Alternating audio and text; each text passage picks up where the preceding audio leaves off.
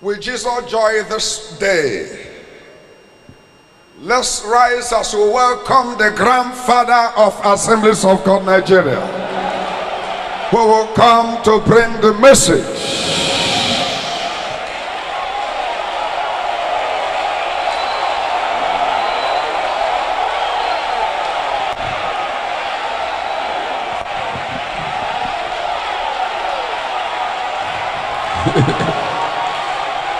Glory.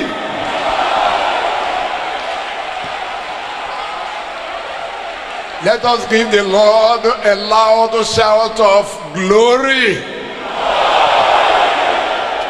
Amen. You may be seated and God bless you. Father, we give you glory and honor. You are a great God. You are a mighty King.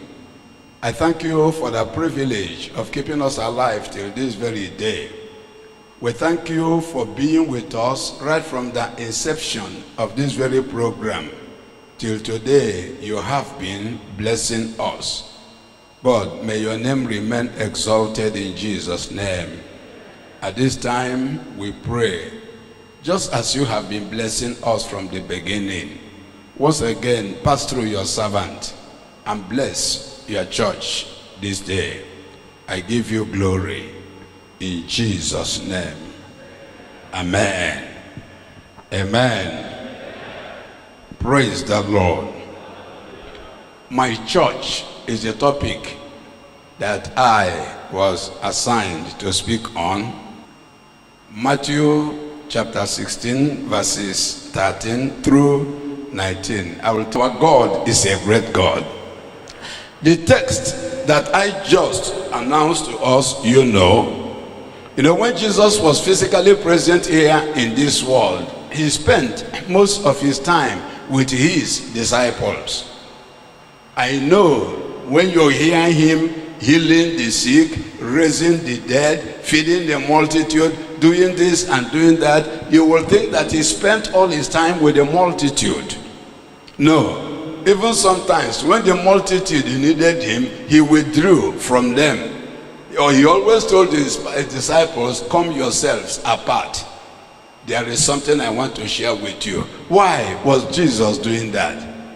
Jesus knew that he was not just coming for an event, but that he was beginning a movement.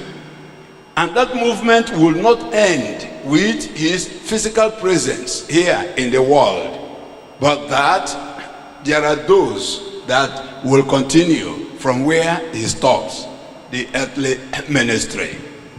And then he wanted those people to know him, to get themselves acquainted with his vision, his purpose, and what he wanted to be done in that church. He wanted to let them know him, understand him, so that when they are working in his vineyard, they will know whom they are working for and what he expects of them. And that is what will make the church what it should be. So as time was closing in to the time that he would be departing from this world, he called his disciples apart, and that was in the coast of Caesarea Philippi, and asked them a very important question. Whom do men say that I am? And of course they began to tell. Some say you are John the Baptist, some say you are Elijah, some say you are Jeremiah, or just one of the prophets. I hope we all know this very well, and you must have heard sermons preached from this. Who do men say that you are? It is important to note in that very place that even those that didn't know him, in fact all of these people, both those that said he was John the Baptist, those that said he was Elijah, those that said Jeremiah, they didn't know him.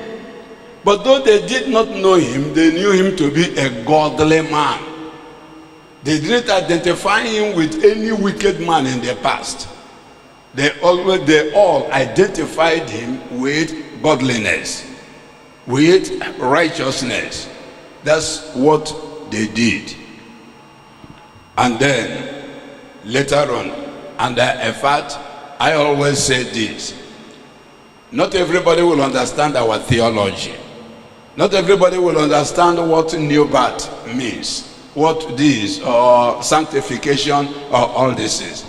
But even people that do not understand, that may not understand the new birth, may not understand all of these things, all these our theological jargons, may they always see us as people of God. Because godly people stand out wherever they are at any time.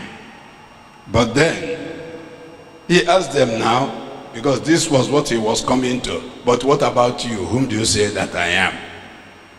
It was that my friend Peter who always spoke his mind. Even when he's wrong, he didn't hide his feelings about anything. He spoke out his mind. He said, you are the Christ, the Son of the living God. You know what followed. It was there that Jesus made this announcement. He said, he said, first of all, you are a blessed man for knowing me. Say, blessed are you because flesh and blood has not revealed this to you. Rather, my Father in heaven has done it. It is here that I build my message on the only way to know Jesus. That is by divine revelation. But I'm not talking about that now. Then he made this important announcement. You are Peter. Upon this rock I will build my church. I am not talking on I will build my church. As important and as all-inclusive as that may be, I am not even talking of build my church. To me, that is very broad. What I have been asked to speak on is on my church. And then as we go on, you will find out that the emphasis boils down to the one word, my church. Now, when we talk of my church, I would first of all like to draw our attention to something that appears to be missing, either in our understanding or our attitude or even our behavior towards the church of Jesus Christ. What my church in this context means is that the church belongs to God. And because of this, I am going to emphasize three things that this my church connotes. One is divine ownership of the church. Two, connotes divine involvement in the affairs of the church. And number three, divine warning about the church.